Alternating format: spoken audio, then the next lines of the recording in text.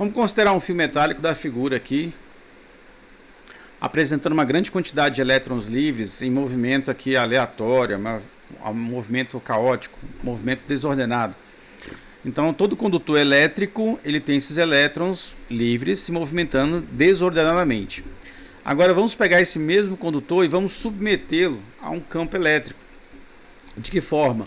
Vamos ligar nesse condutor uma diferença de potencial, proveniente de uma pilha, uma bateria, qualquer coisa desse tipo que forneça eletricidade.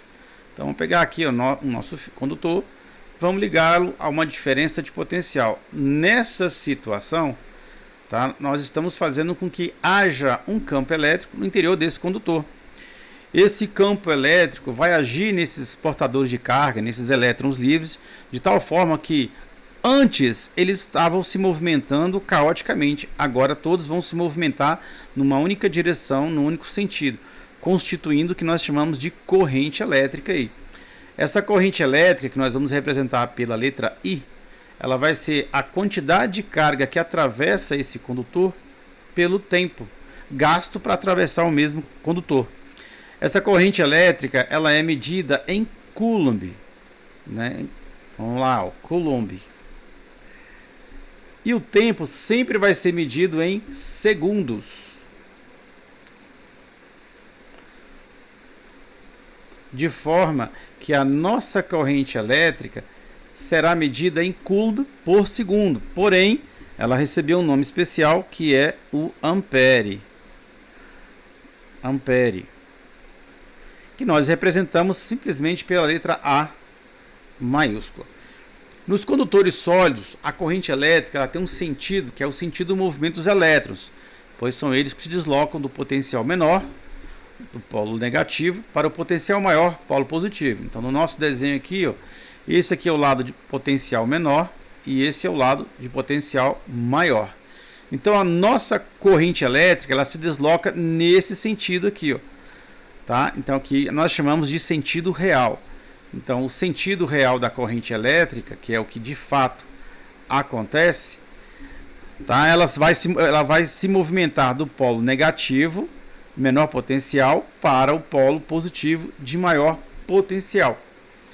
No entanto, no estudo da corrente elétrica, adota-se um sentido convencional. Então nós temos aqui o sentido convencional, que é uma convenção.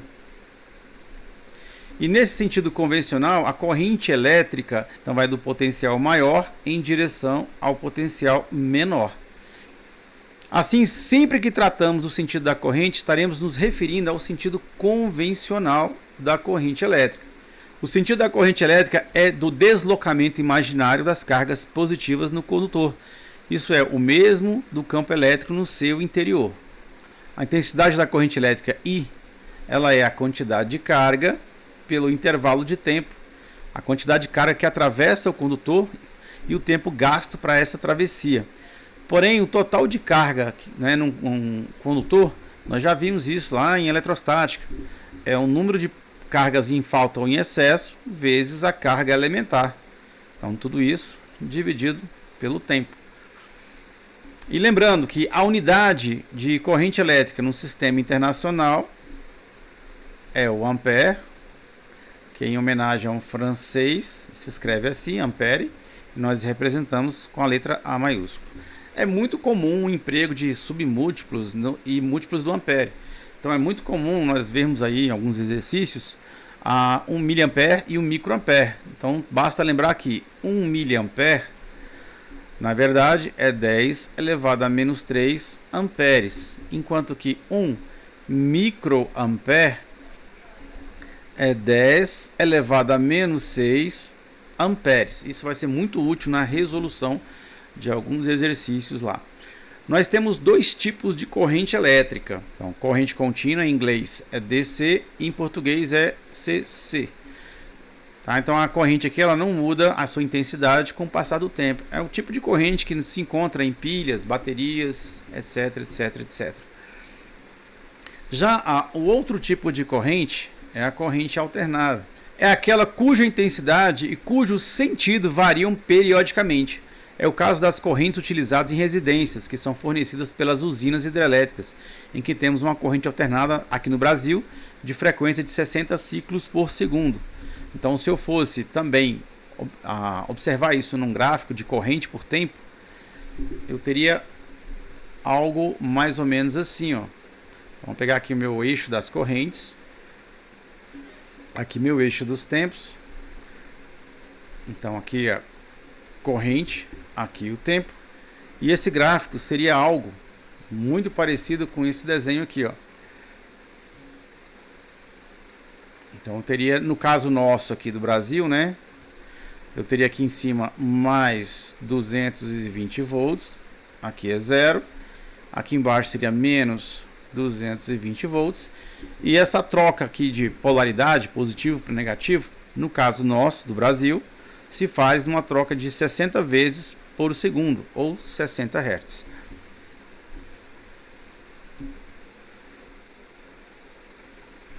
Bom, a corrente elétrica ela apresenta alguns efeitos quando ela atravessa um determinado condutor, né? Nós temos o efeito Joule, que é o aquecimento.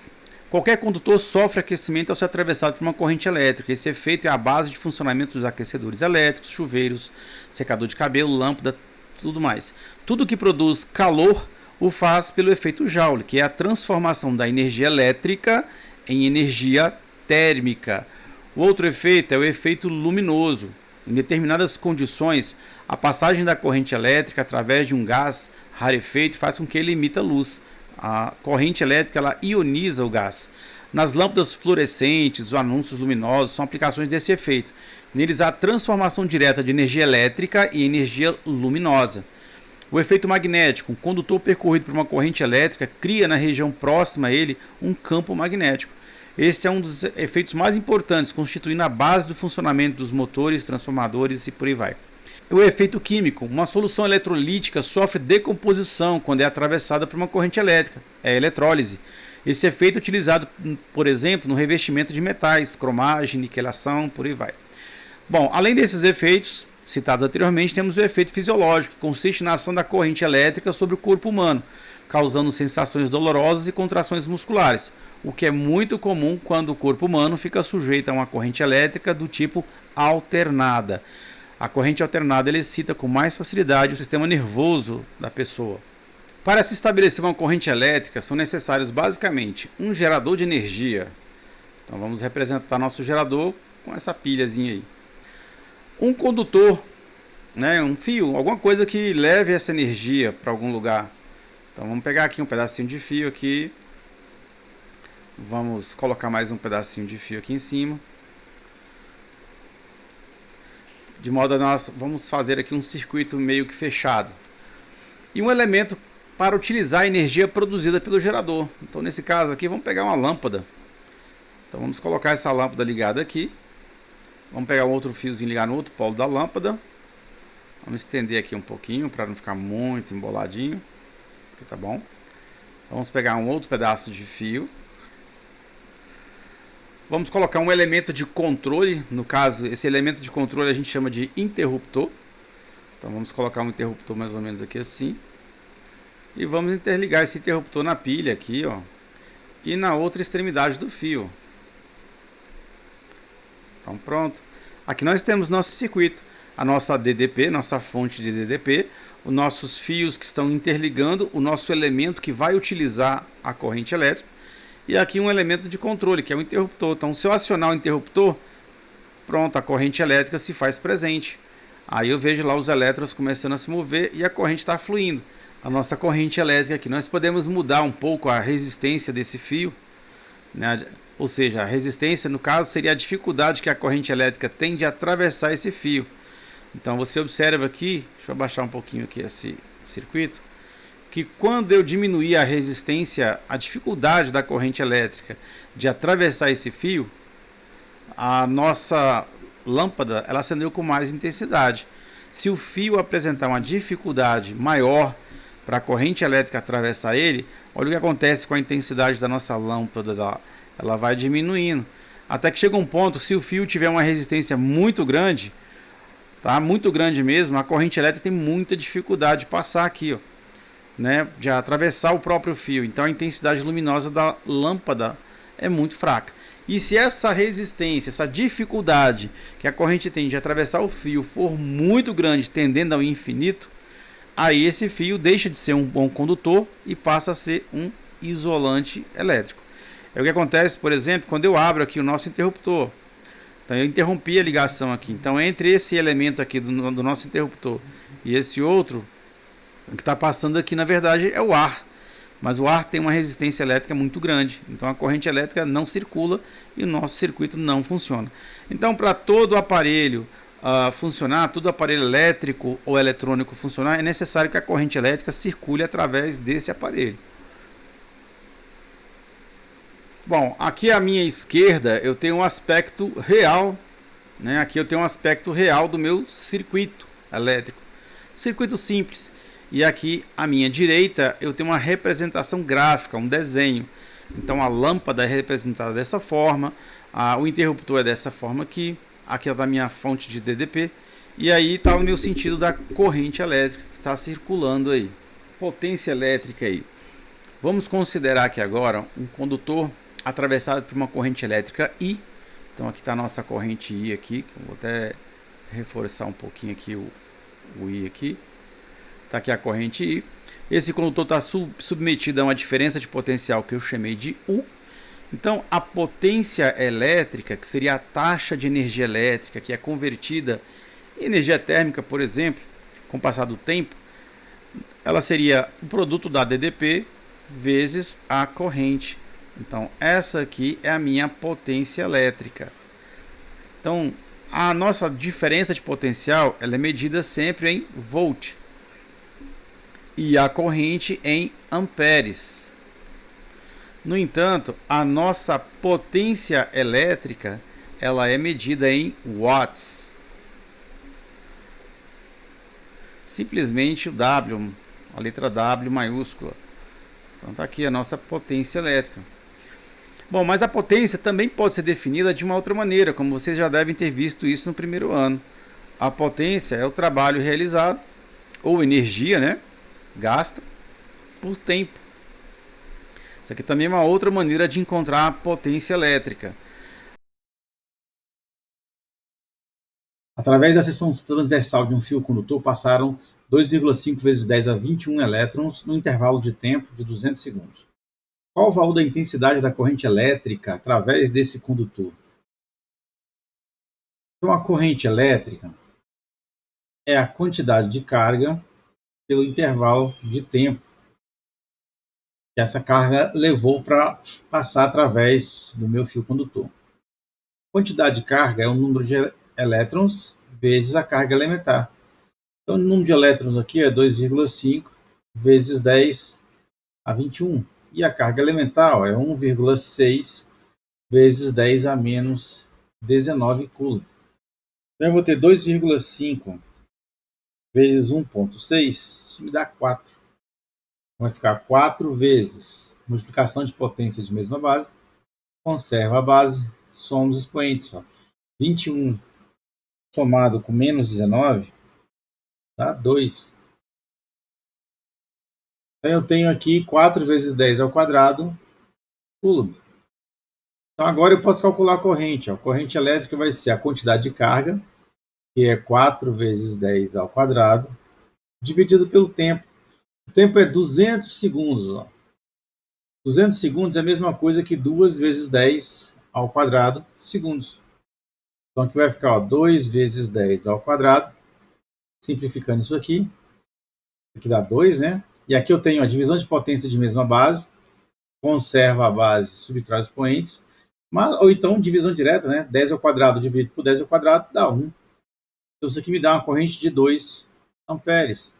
Então a corrente que circula aí nesse condutor tem intensidade de 2 amperes. Um aparelho elétrico submetido a uma tensão de 200 volts consome uma potência de 400 watts. Determine, na letra A, a intensidade da corrente que atravessa esse aparelho, a energia elétrica consumida por esse aparelho em 2 horas de funcionamento, em joules e em quilowatt-hora. Bom, então meu aparelho está sujeito a uma tensão de 200 volts. Então a DDP vale 200 volts e a uma potência de 400 watts. Na letra A, ele quer a intensidade da corrente que atravessa o aparelho. Bom, potência é DDP vezes corrente. Então a corrente é a razão entre a DDP entre a potência pela DDP, ó. Então a potência é 400 watts, a DDP é 200 volts, então isso aqui me dá uma corrente de 2 amperes. Na letra B, ele quer a energia elétrica consumida por esse aparelho. Bom, a potência lá no primeiro ano é energia sobre intervalo de tempo. Então daqui eu posso escrever que a energia é a potência vezes o tempo. Se eu manter a potência em watts e o tempo em segundos, eu vou ter energia em joules. Tá? Então eu tenho que fazer aqui uma transformaçãozinha. Ó. 2 horas equivale a 7.200 segundos, né? Baseando no fato de que 1 minuto é a mesma coisa que 60 segundos. Então, olha só, a potência ela vale 400 watts. Vou ter 400 vezes 7.200. Então, 400 vezes 7.200 me dá uma energia de 2,88 vezes 10 elevado a 6 joules. Bom, mas ele também quer em quilowatt-hora.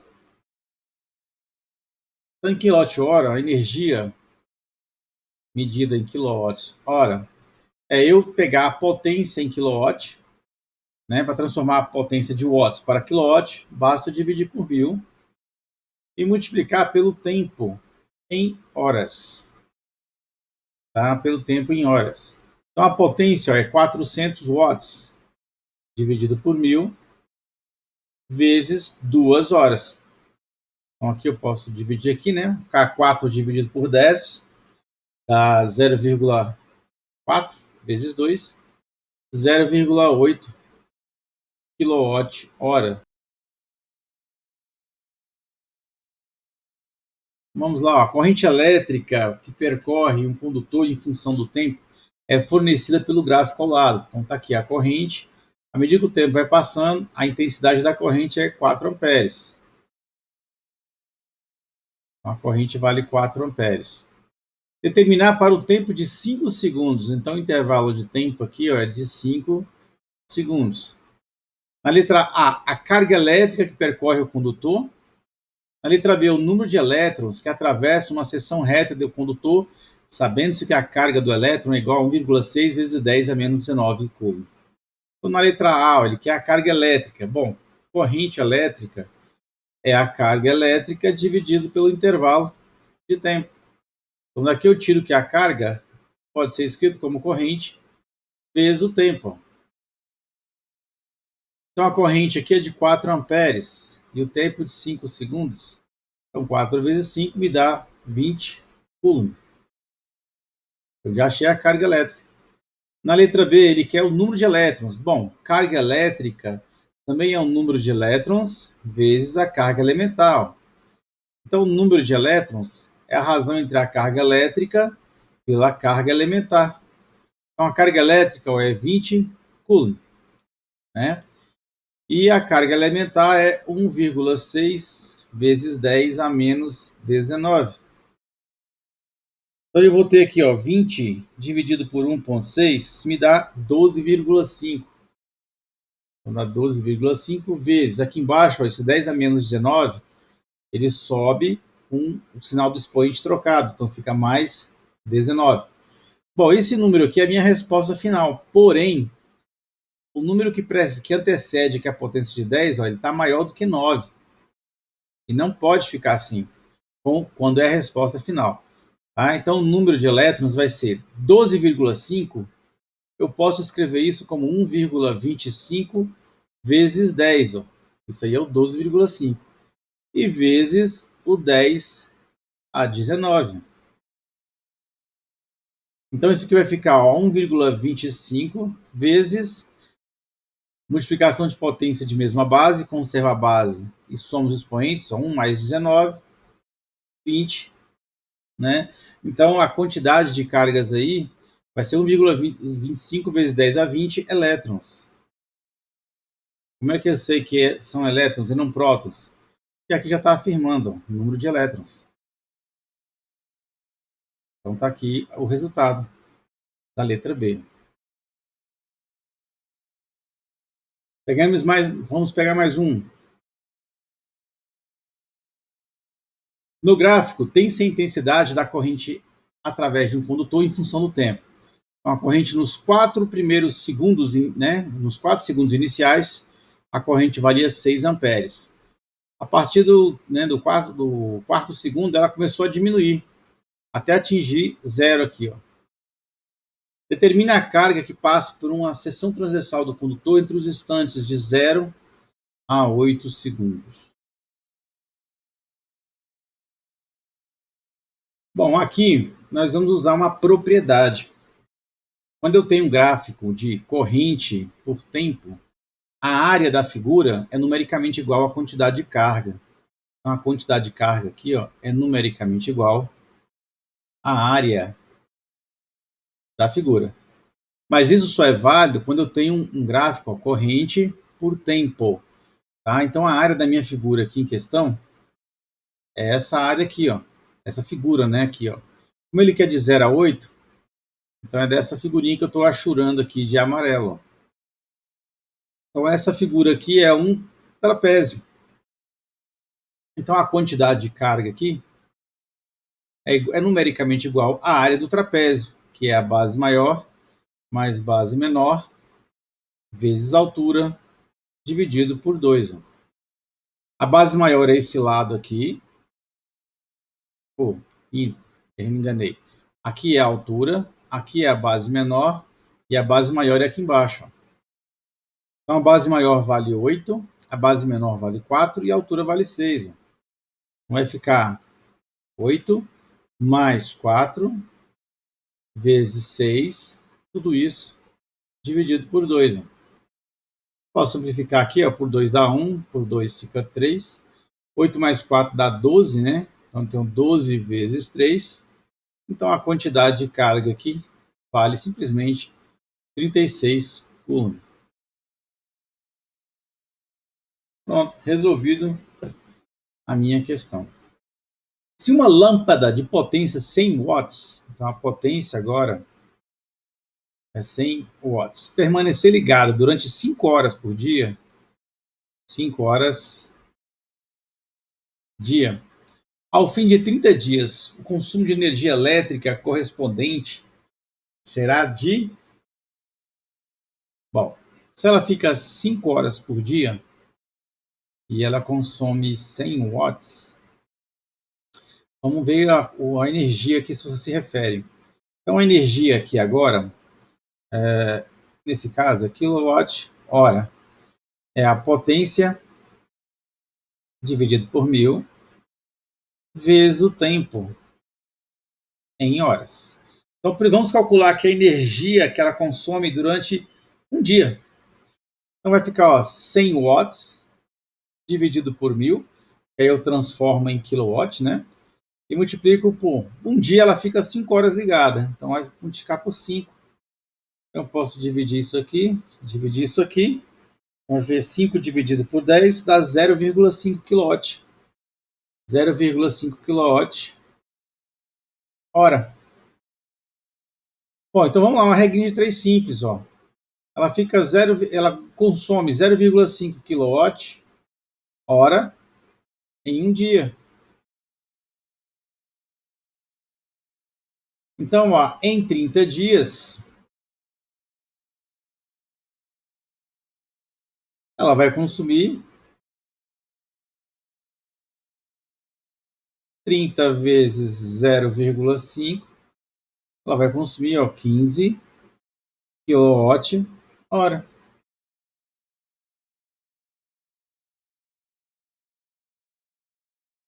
Uma corrente elétrica de intensidade 11,2 microamperes percorre um condutor metálico. A carga elementar é 1,6 vezes 10 a menos 19 coulomb. O tipo e o número de partículas carregadas que atravessam a secção transversal desse condutor por segundo são... Olha só, corrente elétrica, ela vale 11,2 microamperes. Então, isso aqui é 11,2 vezes 10 elevado a menos 6 amperes.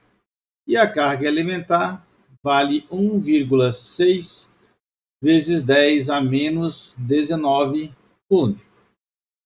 Então, observa que a corrente elétrica é a quantidade de carga pelo tempo gasto para essa carga atravessar o condutor.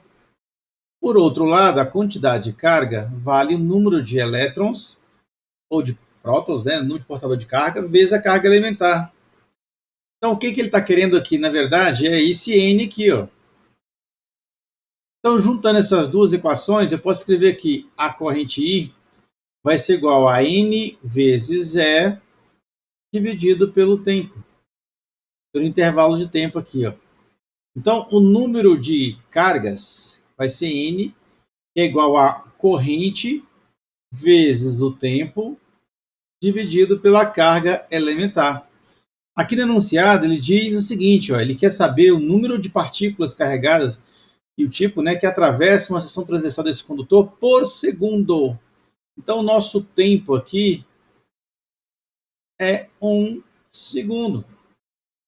Então, o número de cargas, portador de carga, vai ser a corrente, que vale 11,2 vezes 10 a menos 6, vezes o tempo, que é 1 segundo, dividido pela carga elementar, que é 1,6 vezes 10 a menos 19. Então, 11,2 dividido por 1,6, isso aqui dá 7. E aqui eu tenho a divisão de potência de mesma base. Conserva a base, subtrai os poentes. Então vai ficar menos 6 menos 19. Isso aí me dá 13. Então dá 7 vezes 10 a 13. Agora o que são? Prótons ou elétrons? Bom, quem se movimenta são os elétrons, né? Os prótons estão presos lá no núcleo, né? Então, nesse caso em particular aqui, essas cargas são elétrons.